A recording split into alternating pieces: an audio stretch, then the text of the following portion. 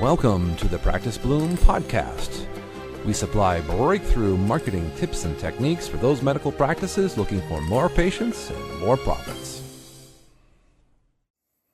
Okay, we're here with another episode of the PracticeBloom podcast, or if you're watching the video, you're watching me live. And one of the things that we wanted to talk about today is audience process and the right patient and the right patient assets. So a lot of the practitioners we work with who have started their journey into really starting a real marketing campaign from a digital marketing standpoint, we really have to think about what the audience looks like and what's the goal. Now, each audience is going to be different for each practitioner. If you're a medical spa, you have a different set of demographics than a person who has a spine surgeon clinic. Or if you're a chiropractor, you have a different set of patients than someone who has a plastic surgery center. So there's lots of different things, but the end run goal is pretty much the same, right? Is to get the patient into the office and into the waiting room ready to go into either procedure or have a consultation. So the concept here is to think about what assets you're going to need in order to make this happen. Now, we've been very successful in getting assets delivered to support a client, whether it's written or helping them with guidebooks or with video. But really what I'm thinking is the next concept that has not been discussed is really the practice assets. And the practice assets are customer lists. See, the thing you can do from your customer lists that you have, your existing customer base, is to have an audience that is a data asset. And when I mean asset, I mean it's a marketing asset.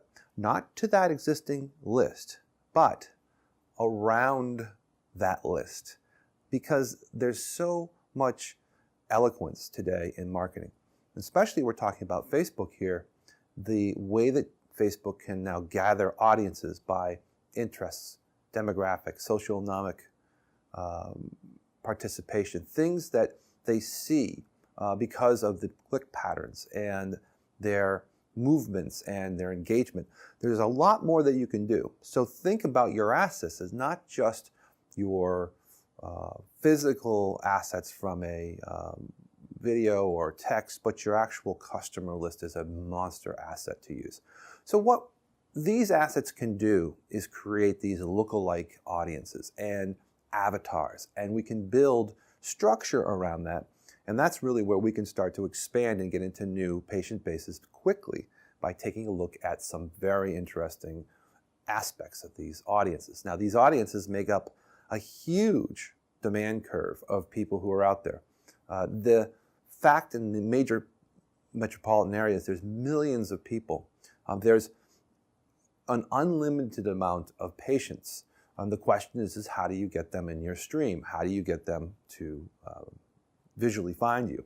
And that really comes down to looking at some of these things you can do, especially with Facebook.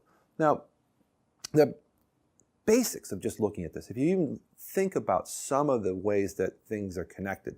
So if you were running let's say a video ad about your practice and you were talking about a specific ailment or a specific result that you're trying to get to a client or a patient, you could literally take the percentage of time that they viewed on the video as a aspect of the way that they've engaged with you and then market to that specific percentage. So let's say you had a 2-minute video and someone only watched 15 to 20 seconds of it. Well, you could take that core audience of those folks who have just watched that and then retarget them, remarket to them a 15 to 20 second video. That seems to be their average of watching. And then create an audience around that and then create those people who have now been attracted to that and create a lookalike audience around them. So there's a very simple pattern here, which is that you're sort of targeting these decision-making environments where people are somewhat now in the funnel a little deeper. So the engagement process is really what we're talking about. So if you're running specific ads and there's engagement and the engagement's deeper when you've obviously had somebody who's been, let's say, on your page, right, been to your actual Facebook page. In this case, this is what we're talking about, Facebook ads. we could target those people who have actually gone to the page. And then there's another layer that would be obviously the people who have liked your page, right? So there's another, that's the next layer, people who are actually physically connected to your page, or another audience, which are even a higher level of interest. Now, of all these people, I've mentioned this very much before, is that in any situations, usually about 3% of the people are ready to make a decision. So you have to think about that really top-end cream of the audience that needs to be addressed.